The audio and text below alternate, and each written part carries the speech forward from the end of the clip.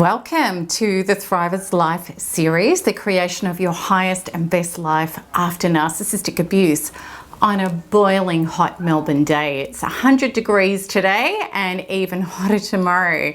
And some of my friends have been telling me you're doing minus 30 degrees and 20 inches of snow, and I can't even fathom that. However, let's get into today's topic, which is a really serious and important topic, because when we start to understand what narcissism is and how much of it is in our world, even after we've significantly healed from it, it can be really confronting. And we may also believe that narcissism operates at the highest levels within our communities, corporations, ministries, and governments. That there are leaders, organisations and systems that are not for the people. And globally, we see individuals and groups who fulfil their personal agendas with the entitled approach of instant gratification to produce power, prestige and wealth without care or concern for others or the environment. So, how do we have, this is a question I want to ask, there's a few questions here. How do we have items on our shelves in supermarkets that are filled with known poisons, have no nutritional value and don't even resemble food? Why are we plagued with so much cancer and toxic overload illnesses that once upon a time never existed? How has planet Earth been raped and mined to the point of depletion and desecration when there are other alternatives available? And how is it that we have legal and criminal systems that protect the accused and penalise victims, which I know a lot of you have experienced? Why is it that grave fighting between gender, race, religion and countries with domestic violence and warring upheaval still exists en masse?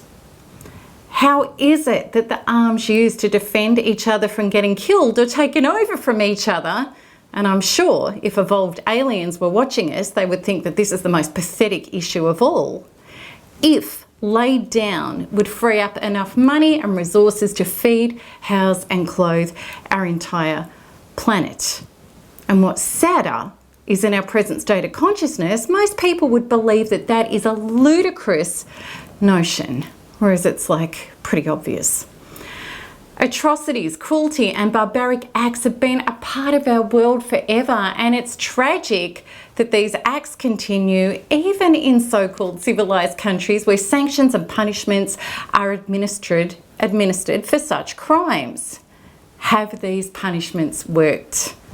The simple answer is no, they haven't. We see evidence of that everywhere. And I know many of you feel traumatized when looking at world leaders who display narcissistic traits, wondering what on earth the world has come to allow such people in office. What is our world coming to? Are we in the grips of narcissism that could threaten to take us all down? Is it narcissism that's causing the problems? I really do believe that it is, because it's only through malignant pathological self-absorption that the needs of the few could be prioritised at the expense of the many, as well as nil regard for the planet's health and ecology. So are we going to be constantly struggling with an unwell planet and sick people, the ones perpetrating the abuse and the ones damaged by the abuse, where the cracks and the results are going to become more and more obvious? Or perhaps we will see the disastrous results of a narcissist in charge whose ego runs amok and all sensibility goes out the window, potentially triggering catastrophic events. Okay, so may we go deep into the real truth about why humankind can act like this and how this all became possible. I'd really like to, because I think it explains a lot, everything actually. I believe this all began with programmed false beliefs regarding separation. And this is how it starts. You're told that you are separate from God, and need to earn the right to be loved and approved of enough to make your way back home. As your own self, you're not enough because you are smaller than God and carnal, which means that you're essentially defective in some way. At the quantum level of truth, this is a lie. You are already connected and a part of source, creation, higher intelligence, God, and you can never be separated. You can only live the experience of believing that you are. Why do I believe this with every cell of my being? Because I believe the evidence is overwhelming. This higher intelligence, call it what we will, is always with us and responding and granting us exactly what we want, meaning the inner emotional beliefs and composition that we have on every topic in our life. This unconditionally loving force is never absent and always unconditionally gives to us with zero judgment whatsoever. If we are being depressed, then more things come from the field for us to be depressed about. If we are being committed to our self-partnering and healing, this force grants us the evidence and people from the field that also start partnering with us genuinely.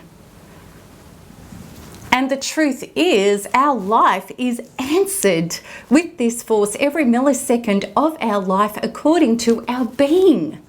Why? Because this force and us are one. Hence why this force sees you and meets you and never abandons you. That would be like this force abandoning itself, which is impossible. So absorb that information.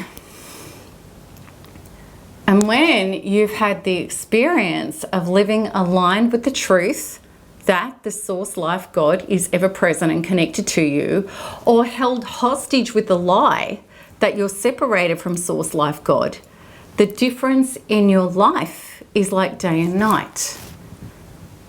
When people finally release the false separation trauma from within, they have the knowing that they are loved and approved of by source creation, this higher intelligence, God, simply because they exist. It's then that profound divine love rushes in organically as a natural state once the false beliefs are out of the way. They also organically remember the truth that it was always coded into their DNA that God, all of everything, is not a lesser, needy, petty God that demands and has requirements. What could God want when God is all of it anyway? Far from that wisdom, leading to insolence, disconnection, and hubris, we start to feel, think, and act as people do when they feel loved, approved of, included, and safe in the fold of universal love. We become able to express our true loving nature without being shackled with shame, guilt, admonishment, and requirement. When we know God's source creation and we are one, we become integrated, loving, caring, wholesome human beings, and we start acting in godly ways with our higher source's love and truth expressing through us as us. Narcissists are completely disconnected from their oneness with a higher power. They believe that they're on their own and need to lie, manipulate, and maneuver to get their needs met. Or they have succumbed to the illusions of a petty, vengeful God needing to exact wrath on others who don't agree with this particular God's man-made projected requirements. Narcissists mirror this illusion and believe that they can be their own God and tyrannical as well. If we believe that we're separated from life source God, or that life source God is angry, vengeful, and punishing, then we can't feel unconditionally loved and accepted. Therefore, we're not good enough, just as we are, to love and accept ourselves either. Because of this false premise of separation rejection, is internalized between self and self, others, because we're all connected at the quantum level, so within, so without, start mirroring back to you your exact separation beliefs about God and yourself, and they don't appear to love and accept you either. As a result, who can you trust? Can you trust yourself? What masks and strategies do you need to adopt to try to navigate your life now? Can you just be yourself? Not the way you feel, you can't. It's impossible. The cracks of separation are running through most of humanity's lives in multiple areas. And I want you to feel into this separation illusion belief that has been created. If I'm not lovable or acceptable as my real self, then I need to create a false self, a fictitious character who is not who I really am, to try to get my share of love and acceptance as well as necessary security and survival. Hence, the topography of separation gave rise to narcissists. That's why our planet is teeming with them. It also created victims of narcissism, people who were handing over the truth of their real self to try to be what everybody else wanted them to be in order to be loved, accepted, and safe. And there is a vital truth here. The more you are disconnected from the oneness that really is, the more it hurts, because it's not your natural coded state to live as. So how do we heal this at the core root? The real issue is not narcissism. That's the symptom. The real issue is the defunct separation consciousness that brings narcissism into being. And therefore, no calling out of narcissists, criminal punishments, or political or economic reform is going to solve the issue. Only a spiritual shift in consciousness can and will. To truly heal begins when we turn inwards to self-partner and release the internal trauma that has kept us separated from oneness, namely Source, Life, Creation, God, and ourselves and others. And I'm not the only person advocating this with my Thriver movement. Many spiritual teachers, as well as quantum and neuroscientists, are now talking about releasing our trauma to change our consciousness. They know that's what's necessary. And I like to think of this as letting go and letting God, meaning allowing this higher organic consciousness of oneness to enter us in our lives, connecting us up healthily and happily to all that we previously felt separated from, especially our belief in love and approval of ourselves, which is vital to be able to be a healthy, whole, actualized person in life. The insane irony is that everyone, without exception, does what they do to try to feel wholeness within, yet it was always there all along. We're now in a golden age of fast emerging consciousness with spirituality and science combining on the forefront of teaching us another way to heal from the inside out, the quantum way. And it's so interesting, this summer there's been numerous riots on Melbourne beaches. Yet it's never happened whilst I've been anywhere near the beach, and I've no fear of going to the beach. I'm yinging whilst that stuff is yanging. I'm at a totally different frequency to it. When we understand that our inner universe is connected to the all and is unfolding the experience of our outer universe for better or worse, we know that we need to get better on the inside to do and experience better. Imagine if everybody did that.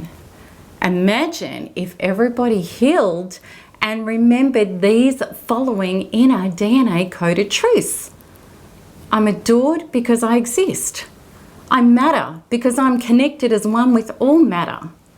I'm immortal, eternal, and infinite. I'm already home and connected because nothing and nowhere else exists. And of course, so within, so without. Imagine if enough of us do this, despite what other specific individuals choose to do or not do. I believe that we would turn this ship around and steer it clear of the rocks. And I'm all for that, and I hope that you are too.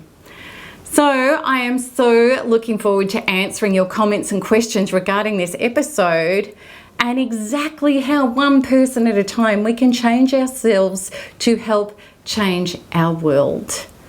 And with all our Thrive a Life episodes, remember, after narcissistic abuse recovery, gloriously, we can take it further. We can. We really, really can. So until the next one, lots of love. Bye-bye.